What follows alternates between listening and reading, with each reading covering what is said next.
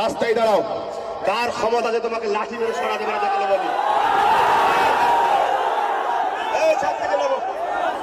ছাদ থেকে নেবো। সরকারি রোড ট্যাক্স দিয়ে তৈরি করেছি।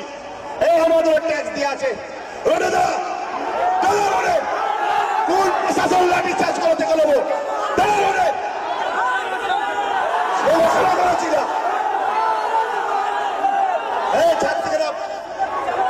বাসে ছাদে উঠিনি, লোকের বাসে উঠুনি, ভেজে আসতে যাবো। হ্যাঁ, বক্তব্য শুনবে। চলো একটা কথা বলে যাই, আবার বলে যাচ্ছি, আব্বাস সিদ্দিকী কারো পায়ের তলা চেটে বেড়ায় না। শুনছো? আমি না বামপন্থীদের পা চাটি, না কংগ্রেসের, না টিএমসি, না সিপিএম এর। কারণ এরা সবাই মিলে দেশকে লুটছে, এরা কেউ ভালো নয়। আমি দেশের নাগরিকদের হয়ে লড়তে